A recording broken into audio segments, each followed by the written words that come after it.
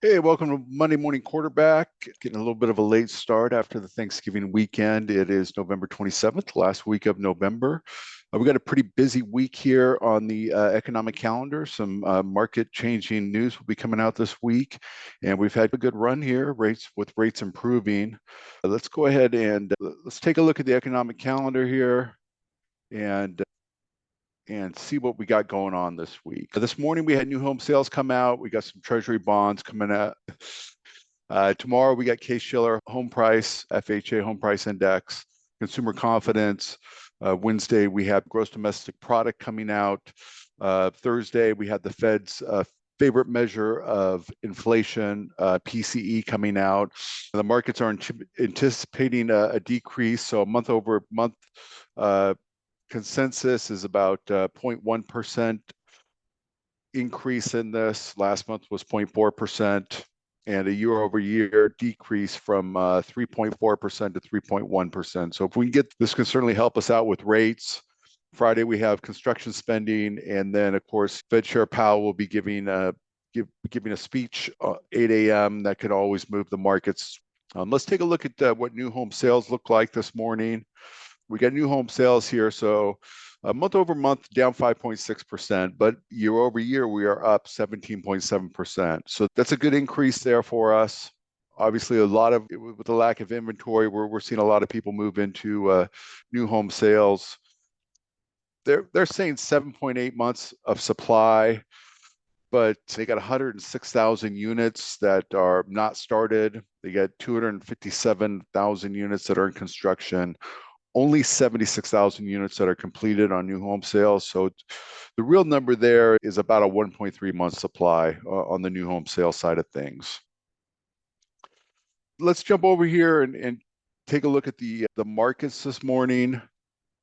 Look at the 6.5% mortgage-backed security note. So we're off to a good start here this week. This morning we're up 34 basis points, which is excellent. And you can certainly see here,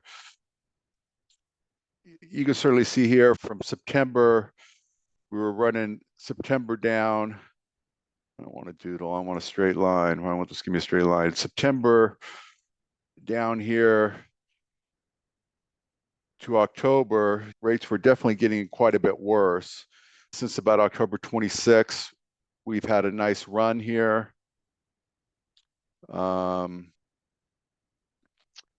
A nice upward swing here on the rates. We have a ceiling of resistance here at about Fibonacci level of about 101.63, which would give us about 30 more basis points growth, which would help. We also have this 200-day moving average we'll be running up against. So we have two ceilings of resistance here on the 10-year Treasury, which is at 4.40.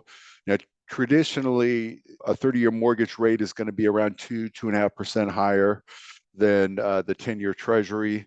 So when we're at 7, in the low to mid 7s, it's a little bit higher than that. The lower this goes, the better it is for mortgage rates. And with mortgage-backed securities, of course, the higher it goes, the better it is with mortgage rates. We look back to a 2-year mark, two years ago, we were up here sitting at 111, and today we're sitting at 101. So that's 10 points. And we're not even talking basis points, 10 full points in the last 2 years, which is why we've seen such an increase in mortgage rates. So the higher it goes on the mortgage-backed security, the better your interest rates are going to be. The lower the 10-year Treasury goes, the better the interest rates are going to be. Let's jump back in here to the last quarter.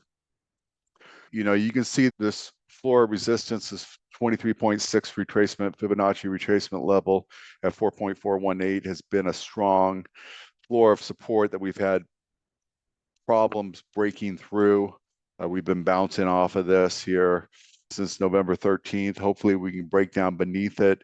Here we get some good economic news this week with PCE. And if we can break beneath that, break beneath the 100-day moving average, we got a lot of room to the downside before we hit another resistance level. So hopefully we can break through these levels this week, get some additional help out with rates. Rates on a national average right now, the 30-year fixed national average is sitting at about 7.35 on a conventional mortgage. 6.67 on a FHA, 6.68 on a VA loan. We're out of the eights, which is definitely good news. And hopefully we can continue this winning streak here with some further good economic news this week. Included in here, I have the newsletter.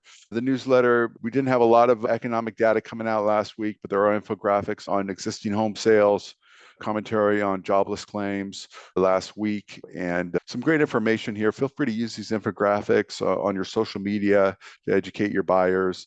Have a great week, and I'll talk to you soon.